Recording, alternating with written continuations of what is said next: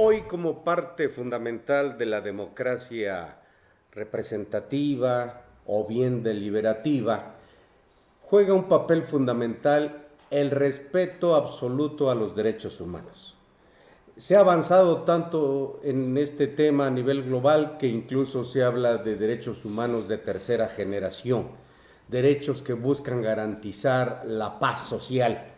Y con este motivo invitamos esta tarde al maestro Bernardo Rodríguez Alamilla, defensor de los derechos humanos del pueblo de Oaxaca, a quien esperamos no se incomode ante algunas preguntas con jiribilla. Maestro, No, al contrario. bienvenido a un programa más detrás de la noticia a través de Regeneración Televisión. No, al contrario, muchísimas gracias por la invitación y bueno, aquí estaremos respondiendo las preguntas que se nos hagan con toda transparencia y bueno, bajo un enfoque de derechos, ¿no? Hay la impresión generalizada, en alguna medida equivocada, que los derechos humanos benefician, protegen a los probables delincuentes. Más todavía en el nuevo sistema de justicia penal que privilegia derechos fundamentales como la presunción de inocencia, como el debido proceso. ¿Qué nos puede decir al respecto, maestro? Sí, entendemos, digamos, que esa es una de las formas como se ha concebido tradicionalmente a las comisiones de derechos humanos, ¿no? que defendemos delincuentes, ¿no? Lo que nosotros decimos es que esto ha sido muchas de las ocasiones una concepción, digamos, que se ha generado incluso por una falta de comunicación de las propias comisiones de derechos humanos. Lo que nosotros decimos es que todas las personas tienen derechos, ¿no? Todas las personas, independientemente de la situación particular en la que se encuentren en términos de su situación jurídica. Lo que ha sucedido es que tradicionalmente ha habido casos, ¿no? o se han evidenciado muchos casos en los cuales personas que por una cuestión, digamos, de la trascendencia del hecho delictivo, ¿no? Se han acontecido una serie de fenómenos en las cuales la autoridad no necesariamente, digamos, ha correspondido, ha vigilado, ha transitado en términos de proteger su derecho al debido proceso, ¿no?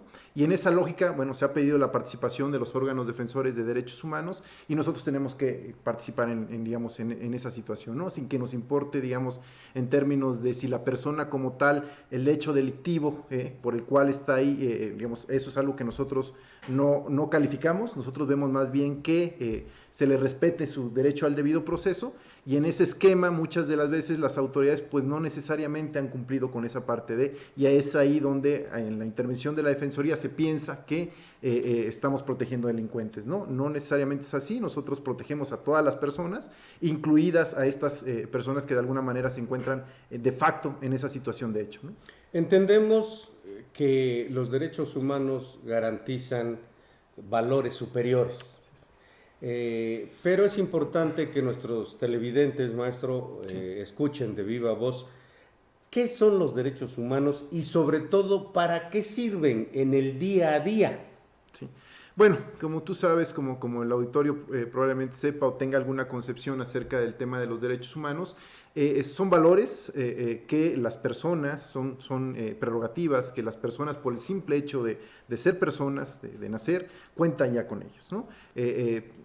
Se refieren a derechos a la libertad, a salud, educación, trabajo, ¿no? A la vida. La vida misma, ¿no? Por el simple hecho de ser personas, todos tenemos estos derechos, ¿no? Los estados los han reconocido, ¿no? Y existen tratados, existen instrumentos, existen convenciones internacionales donde se reconocen estos derechos. No es que el estado como tal te otorgue los derechos, te los reconoce porque la concepción, el elemento subyacente de esto es que son intrínsecos a la persona humana, ¿no? Entonces, y son derechos sin los cuales la vida, la dignidad de las personas no pueden transitar, ¿no? De alguna manera, si no tuviéramos estos derechos, si no existiera este reconocimiento de los mismos, la persona como tal no sería. El ser humano en su realización no podría ser y no podría llevarse a cabo en todas aquellas potencialidades que tiene el ser como tal y en función de eso pues tienen que ser protegidas y respetadas por las diversas autoridades, ¿no? Frecuentemente estos valores superiores a la vida, a la libertad, a la dignidad humana sí, de manera integral, son amenazados, ¿no? Por acciones, por políticas públicas incluso, y que sitúan a los derechos humanos en el ojo del huracán. Lo hemos vivido en Oaxaca, ¿no? Con el derecho a la libre manifestación, pero también el derecho al libre tránsito, a el respeto a terceros, cómo lograr mediar, equilibrar a efecto de lograr una convivencia armónica, maestro. Sí, bueno, hay que comentar que, como bien señalas, los derechos humanos en los últimos años, ¿no? Yo me atrevo a decir los últimos 30, 40 años, es un índice incluso de calidad democrática, ¿no? Definitivamente. Si un gobierno, un Estado se precia de ser democrático, hay que voltear a ver el tema del respeto y protección a sus derechos humanos. Ahí podemos ver de manera muy puntual qué tan democrático o no es un Estado, ¿no? Pero efectivamente, como bien mencionas, en este devenir del propio desarrollo de los derechos humanos, se han encontrado como divergencias en tanto cuanto existen, digamos, derechos de las personas como entes individuales, pero también como sujetos colectivos, ¿no? Claro. En Oaxaca, dada su, digamos, nervio social, le llamo yo, ¿no? Sucede mucho esto, ¿no? Que por un lado tenemos a colectivos que en ejercicio de sus derechos pudieran estar violentando derechos de la parte, digamos, individual o de otras personas, ¿no?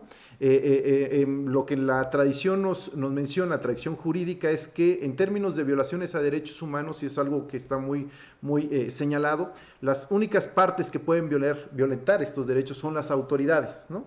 Porque son las autoridades las que representan a los estados, y los estados son los signantes de estos tratados internacionales, ¿no? Y además tienen el monopolio de la fuerza. Del uso de la fuerza, exactamente, ¿no? Entonces, en caso de particulares, lo que nosotros vemos generalmente es las violaciones a derechos humanos son para con autoridades, en el caso de particulares se constituyen en delitos, ¿no? Claro. Y ahí es otra instancia, digamos, la encargada de vigilar esa parte. Pero bueno, más allá de eso, efectivamente, Oaxaca es un estado, ¿no? Es una región del país en el que digamos, historia hace que, y su propia condición, incluso social, demográfica, orográfica, ¿no?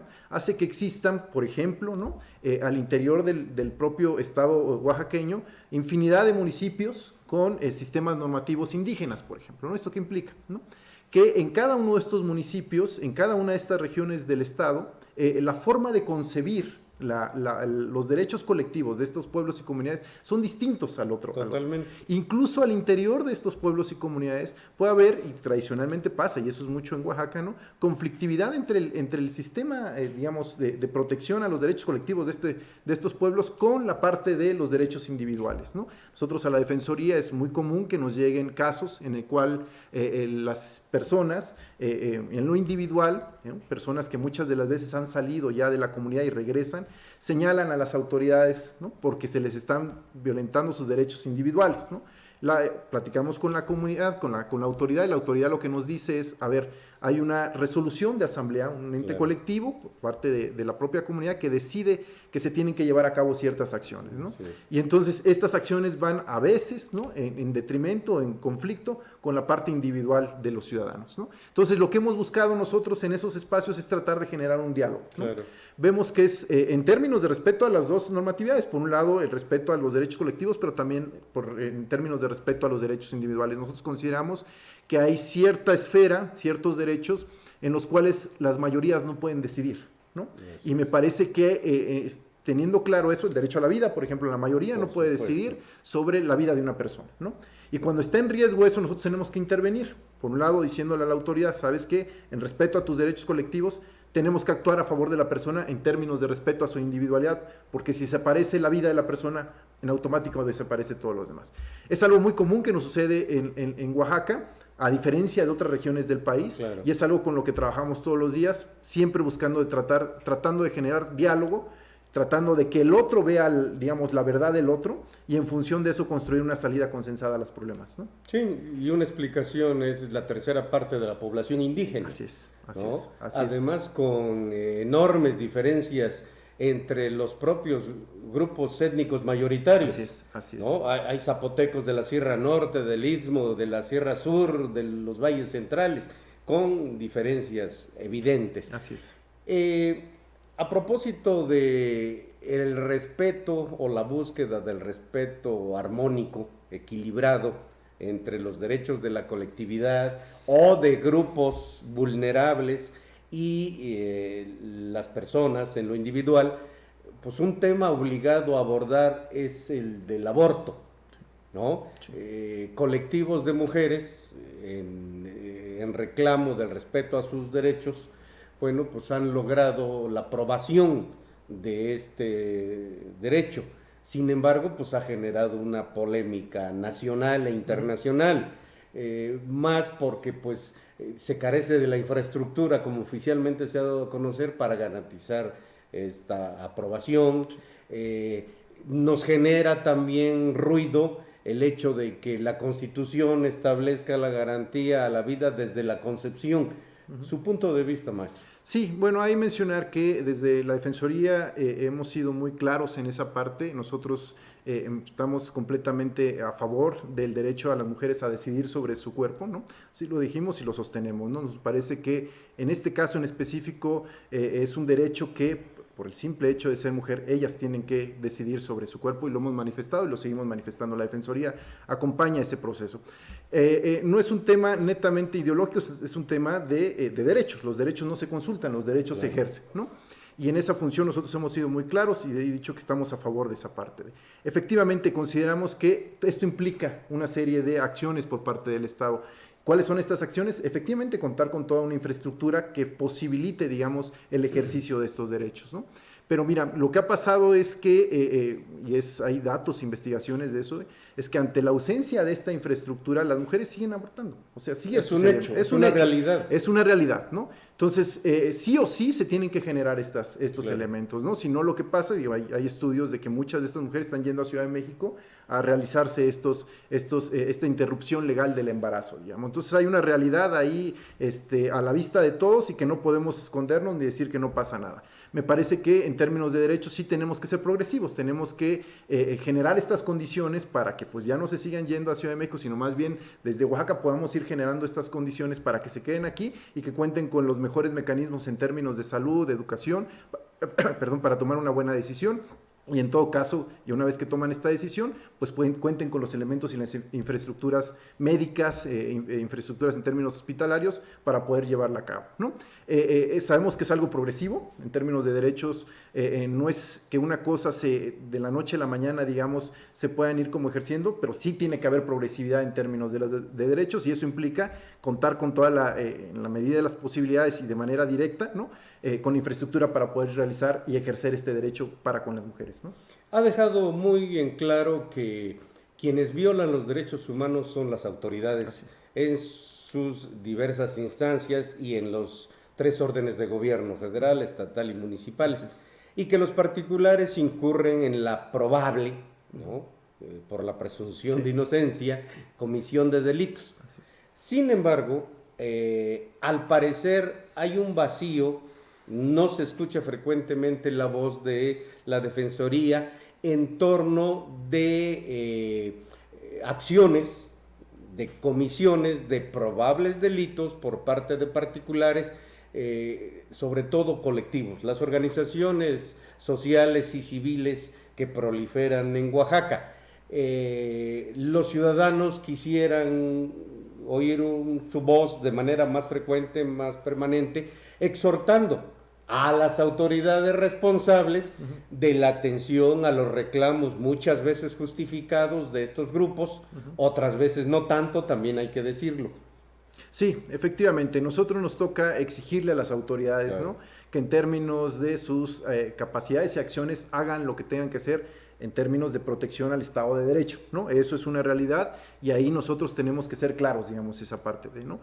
También consideramos, ¿no?, que, digamos, en este respeto al Estado de Derecho, pues mira, todos son partícipes, todos claro, tenemos que colaborar en ese esquema. Nosotros hemos llamado en varias ocasiones, ¿no?, digamos, sin que sean, digamos, autoridades, digamos, a los propios colectivos, pues a que se sienten y que busquen por las mejores fórmulas, exacto, ¿no? Negocien. Sí, mira, nosotros tenemos muy claro que no se puede exigir un derecho violentando otro. eso deslegitima, ¿no? Así es. Y me parece que en las sociedades nuevamente democráticas, ahí todos, sociedad civil, autoridades, personas en lo individual, tenemos que colaborar. Esto no es un tema nada más de una de las partes, ¿no? Por más autoridades que se sean, digamos, ahí tenemos una responsabilidad nosotros directos de señalar, pero también de alguna manera tratando de generar cultura dentro de los propios ciudadanos, ¿no? Que en la exigencia de esos derechos no podemos estar violentando a otros. Y ahí me parece que, digamos, tenemos que señalarlo, lo hemos hecho, lo vamos a seguir haciendo, ¿no? Y quizás de manera un poquito más contundente, ¿no? Para que pues podamos construir una sociedad en la que la cultura de protección a los derechos humanos sea una responsabilidad de todos. Compartida. Así es. Y privilegiada. Así es completamente. En este marco general, mucho duele a los oaxaqueños de las diversas regiones, pero especialmente los habitantes de la capital, porque es la caja de resonancia política, social, económica, las diversas modalidades de movilizaciones, marchas, plantones, bloqueos. Y en ese sentido, de manera específica, pues se lleva las palmas la rebeldía, la inconformidad de los trabajadores de la educación en los últimos 40 años.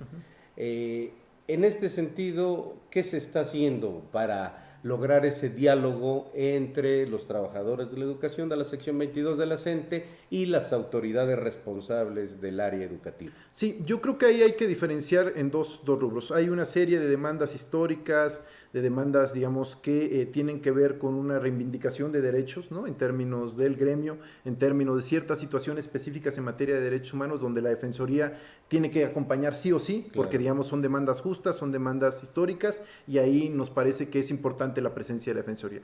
Por el otro lado, tiene que ver los cómo, ¿no? Se llevan a cabo esta serie de situaciones.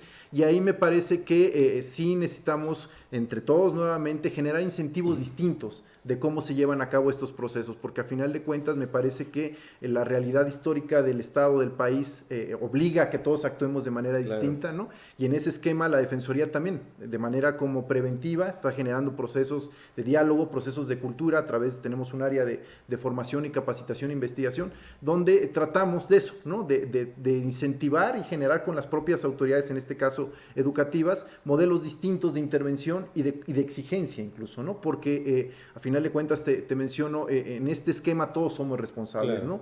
Y me parece que las maneras y las formas en como tradicionalmente o los incentivos se exigían ciertas fórmulas para resolver problemas tienden cada vez a erosionarse. La sociedad también cada vez está más cansada de ciertos procesos y me parece que entre todos tenemos que ser cautelosos de no seguir erosionando eso, porque a final de cuentas lo único que vamos a generar es que exista una conflictividad social mayor a la que existe. Una mayor polarización social. Así es. Es innegable, maestro, que por su trascendencia, en todos sentidos, filosófica, jurídica, legal, pues hay que privilegiar la educación de niños y jóvenes. Sí. Ahí no hay discusión alguna. Y anteponer ese derecho a la educación a los derechos laborales de los trabajadores de la educación. Hay un interés superior de la niñez o de la infancia, claro, ¿no? Donde efectivamente, digamos, lo que nos dice este interés superior es que en una situación de conflictividad o interpretación entre dos normas, ¿no? Tú tienes que privilegiar la norma que favorece el tema de los niños, ¿no? Eso no soslaya de que existe todo un contexto a través del cual tú tienes que garantizar ese derecho, ¿no? Al final de cuentas, lo que nosotros buscamos es precisamente eso, ¿no? En términos de derechos humanos, tú tienes que armonizar derechos. Claro. No puede estar un derecho necesariamente por encima del otro, sino existen condiciones específicas para que los dos de alguna manera sobrevivan, ¿no? Si no, lo que va a pasar es que esta persona a la cual tú, o este grupo de personas a las cuales tú le dijiste, sabes que tu derecho está por debajo de a la larga lo que vas a buscar es nuevamente reivindicarlo, ¿no? Entonces, me parece que el esquema significa eso, armonizarlos, tratar de sensibilizar ambas de las partes, diciéndole, a ver, por un lado, efectivamente tiene este derecho, pero también existe este derecho, claro, armonicémoslo, a ver, claro, cómo podemos generar un proceso en el que sin que tú renuncies a tu derecho, pueda seguir existiendo este otro derecho como el que mencionas, el tema de los niños y niñas a pueden tener este acceso a la educación, lo que implica en términos de las clases con ellos, ¿no? Entonces, pero eso es diálogo, ¿no? Una sociedad democrática tenemos que generar siempre o apostarle siempre al diálogo, generar procesos de eso, honestos, transparentes, ¿no? En el que podamos entre las partes llegar a un acuerdo, ¿no? Claro. Y en ese acuerdo que no se renuncien ni a un derecho ni al otro, sino que se armonicen, ¿no? Un tema doloroso, Sí. aterrador, es el creciente número de feminicidios en Oaxaca, ¿no? Sí. Hoy estamos en el ojo del huracán a nivel global y nacional por un caso lamentabilísimo como el de la saxofonista María Elena Ortiz. ¿Qué se está haciendo en ese sentido para coadyuvar y exhortar a las autoridades que investiguen y que sancionen en el ámbito de sus competencias legales? Sí, mira, como bien mencionas, es un tema que nos duele, ¿no? Claro. No solamente nos duele, nos ocupa, ¿no? El tema de violencia contra la mujer en el Estado y en el país es grave, gravísimo, Sí. diría yo, ¿no? Y evidentemente implica que las diversas autoridades desde el ámbito de nuestras competencias hagamos lo que tengamos que hacer en términos de responsabilidad, ¿no? Es un tema, sí, de impunidad, es, digamos, en la medida que no existan, digamos, las condiciones o no se detengan a las personas que llevan a cabo estos delitos, pues se va a seguir haciendo, ¿no? Así es. Entonces, tenemos por ahí un primer ejercicio, ¿no? Tema de seguridad también, porque pues efectivamente una sociedad en la cual, digamos, la seguridad de alguna manera permite esto, pues quiere decir también que es una cosa que va a seguir sucediendo. Pero yo me iría más allá, ¿no? Me parece que es importante efectivamente ver esta parte final de la violencia contra la mujer, que son los feminicidios, ¿no? Pero hay que verlo desde la base también, Por supuesto. ¿no? Final de Desde cuentas, las causas. exacto. A final de cuentas, la violencia o el feminicidio como tal es la punta del iceberg de muchas Es otras una violencias. manifestación. Así es, de muchas otras formas de violencia en Claro. contra de la mujer que se están generando incluso desde la parte educativa, desde la parte de la familia. En el ámbito familiar, Así es. claro. Ahí es donde está el surgimiento, ahí es donde está el origen de estos feminicidios. Si bien es Así cierto, digamos, es la causa o la parte final de esta serie encadenada de situaciones, consecuencia final. sí, pero no, por más que resolvamos o por más que todas las personas que de alguna manera cometan un feminicidio vayan a la cárcel, si no atendemos la parte de la Así base, es. van a seguir pasando. Yo Por lo que digo supuesto. siempre es, atendamos la causa y no solamente el caso, ¿no? Así es. Si atendemos la causa, vamos a lograr desmenuzar todas estas estructuras que están permitiendo o generando violencia, ¿no? Sea la parte educativa, sea la parte, digamos, de investigación, sea la parte, todas las fórmulas, digamos, que de alguna manera se conllevan y hacen que existan estos elementos, ¿no?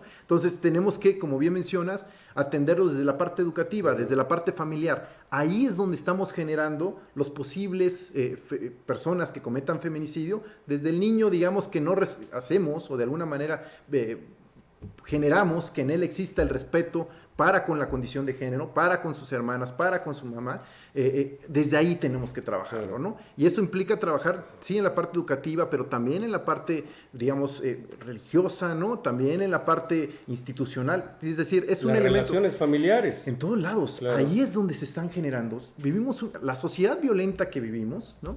Se está generando allí. Así es. Porque existen estas condiciones, ¿no? supuesto. Y ahí es donde tenemos que entenderle y atacarlo. Es un cambio cultural, ¿no? Digamos, esta violencia que vivimos ahora en México no es algo de 3 o 4 años, Así ¿no? es. Es algo que viene de décadas, de que se está permitiendo y se está fomentando. Y si no revertimos en el mediano plazo esto, pues mira, vamos a seguir quizás observándonos el ombligo sin que en el mediano plazo podamos resolver esta problemática, ¿no? Claro. Otro grupo vulnerable a la violencia, a nivel nacional, ciertamente, pero también con un alto índice de casos en Oaxaca, son las agresiones, son los asesinatos de periodistas, hombres y mujeres, maestro. Así es. Sí, digamos, el gremio periodístico en Oaxaca es uno de los gremios que me parece que ha sido mayormente vulnerado en términos de sus derechos. Y lo que no hemos entendido como sociedad es que cuando tú atacas a un periodista, no atacas al periodista nada Así más. es. Atacas a toda aquella persona, toda aquella sociedad que con su información podrías estarte generando una idea acerca del mundo y consecuentemente tomando una decisión, digamos, mucho más Claro. informada, ¿no? Entonces, y ahí la trascendencia de entender el fenómeno, de no dejar que esto pase, como no ser indiferentes ante lo indiferente, ¿no? Claro. Me parece que ahí es importante revalorar el papel del periodista que tiene en una sociedad democrática. Y no solamente el papel del periodista, nosotros también decimos el papel de los defensores de derechos humanos. Claro. Que Van de la mano. Van de la mano. A final de cuentas, un periodista, sin que lo sepa, es un defensor de derechos humanos. Así es, porque indirectamente. Exacto, exacto, ¿no? Y entonces nosotros decimos ahí también que tenemos que revalorar el papel que tiene tanto el periodista como el defensor y en función de eso reivindicar en términos de las actuaciones que hacen las autoridades para proteger digamos, el oficio que desarrollan, ¿no? Un gran problema de fondo, maestro, no me dejará mentir, eh, es el que las recomendaciones no sean vinculantes, que no tengan la fuerza de la coercitividad como característica principal de las leyes. Tiene pensado, está iniciando su gestión, hacer propuestas legislativas, tanto a nivel local como nacional. Bueno, el proceso legislativo puede realizarse desde los estados al Congreso de la Unión por la competencia de los temas, porque pues, nos estrellamos con una realidad. Por más y mejor esfuerzo que haga la Defensoría, muchas, ya será la siguiente pregunta, muchas de las recomendaciones no son atendidas. Completamente de acuerdo. Mira, no podemos hacernos a un lado ante eso. Me parece que es claro el diagnóstico que existe. Te pongo un dato, ¿no? Del 100% de recomendaciones que hacía o que hace la Defensoría de manera histórica, antes, ¿no? Casi el 70% no eran ni siquiera aceptadas, pues, ¿no? Así es. Porque como efectivamente mencionas, no hay un tema ahí de coercitividad para con eso, ¿no? Ahora, muchas de ellas, la inmensa mayoría, quizás un 70-80%, son aceptadas, pero ahí viene la otra parte, no son cumplidas, ¿no? Y entonces se vuelve un círculo ahí vicioso. ¿Qué ha pasado? Mira, efectivamente nosotros consideramos que tenemos que generar incentivos para que con las autoridades cumplan. Uno de estos incentivos podría ser el tema de hacerlas coercitivas. Lo que nosotros decimos es que existen a la par de esto mecanismos que el día de hoy te podrían permitir que la persona, en este caso a la cual diriges la recomendación, cumpla con ella. Y son mecanismos más bien de coerción política y social. Claro. ¿A qué me refiero con eso, no? Cuando una autoridad no cumple con una recomendación, la Defensoría estaría en posibilidad de pedir al Congreso que esa autoridad vaya y le explique ante el Congreso por qué no está cumpliendo con esa recomendación. Es una opción. ¿No? Así es. Y eso tiene un costo, por lo menos político, ¿no? Grave. Exacto, ¿no? Y entonces, y ahí existe un mecanismo que tendríamos que hacer valer que no necesariamente se ha hecho, ¿no? Existe en Oaxaca también algo que a nivel país no existe, que es el juicio de protección de derechos humanos, ¿no? Que nosotros consideramos que si bien es cierto empieza ya a hacerse uso de él, creemos que es necesario vigorizarlo, ¿no? Claro. ¿Qué es este juicio de protección de derechos humanos? Lo que hace es, ante el incumplimiento de una recomendación por parte de la Defensoría, el ciudadano puede acudir ante la Sala Constitucional del tribunal, digamos, local, ¿no? De justicia local, a exigir, o por lo menos plantear, mediante el juicio de protección de derechos humanos, ¿no? El cumplimiento vinculante de esta recomendación. Claro. Ahí inicia un procedimiento, un proceso en el cual la sala convoca a las partes, a la autoridad le dice, bueno, ¿por qué no estás cumpliendo esto? A la propia Defensoría, que se convierte en acompañante del ciudadano y puede hacer vinculante, digamos, esta recomendación. Incluso puede llegarse el caso de que, caso de la autoridad no probar, digamos, por sus propios medios por qué no cumplió con esta recomendación, pues puede hacerse acreedora a sanciones penales, administrativas, incluso hasta remoción de su cargo, ¿no? Y eso es importante, pero menciono también una cosa. Sistema Ombudsman en México, nosotros consideramos que es importante irlo perfeccionando. Definitivamente. La fórmula por la cual se creó el sistema Ombudsman en México nos parece que cada vez tiende a estar más erosionada, ¿no? Hay un alejamiento del proceso de acompañamiento a las víctimas, hay una subutilización de estos mecanismos a través de los cuales tú podrías hacer que tu recomendación se cumpla. Hay que ver si la recomendación como tal, y es otro de los ejercicios que nosotros estamos haciendo, es el mejor instrumento para tú hacer cambiar que las conductas de la autoridad cambien, ¿no? Nos parece que cada vez vamos más hacia procedimientos en los cuales el tema o el gran tema está en el ejercicio de política pública. Es decir, el gran tema o el gran kit, la gran problemática en materia de derechos humanos en el país, México, ¿no? Y consecuentemente en Oaxaca, no necesariamente está en el reconocimiento jurídico, claro, ¿no? Hay instrumentos internacionales, nacionales y locales que reconocen derechos humanos. Está en la implementación. ¿Cómo los hacemos de carne y hueso? Y eso pasa por política pública. Claro. Y generalmente la política pública o el análisis o la incidencia de política pública por parte de las comisiones de derechos humanos del país era algo alejado, algo en el que no intervenías porque decías o te pensabas o pensábamos que era algo que tenía que ver con administración pública o administración del Estado para con esas acciones y en las cuales las comisiones de derechos humanos no nos sentíamos cómodos, ¿no? Ahorita me parece que es hacia allá y hacia tenemos que apostarle, ¿no? Finalmente, maestro, de manera muy breve y sintética, confírmeme la información que tengo en el sentido que quienes siguen violando mayoritariamente los derechos humanos en Oaxaca, de manera especial, son las policías municipales, ¿no? Incluyendo a la estatal, ¿no? Y luego la de investigaciones. Y bueno, pues también de manera indirecta las organizaciones sociales y políticas. ¿Es así? Sí, mira, a ver, del histórico que nosotros tenemos, no nada más de los últimos 2 o 3 años, digamos, de estos 25 años, de manera histórica, casi el 50% de las quejas que nosotros recibimos en la Defensoría tiene que ver con autoridades municipales. Así ¿no? es. De estas autoridades municipales, sí, un gran porcentaje tiene que ver con policías municipales, ¿no? Y tiene una explicación, si me permites. Tiene que ver que en muchos de los municipios del estado, del interior del estado de Oaxaca, la función de policía municipal no es una función, digamos, que sea algo profesional, digamos, ¿no? Sino que en muchos de los municipios son personas que la propia comunidad les pide que en determinado les año... impone incluso el cargo. ¿no? Exacto, ¿no? Y eso hace que en términos de uso legítimo de la fuerza pública, pues no se cuente necesariamente con las herramientas para poderlas ejercer de buena manera. Por el lado tenemos por eso, ¿no? Y es algo en lo que particularmente la Defensoría ha empezado a trabajar fundamentalmente con algunos municipios del Istmo, ¿no? Porque nos preocupa esta parte, ¿no? Segunda autoridad, después de las autoridades municipales, de manera histórica también tiene que ver con, efectivamente, con el sistema de seguridad pública, ¿no? Tercer lugar, fiscalía. Cuarto lugar tiene que ver con el sector salud.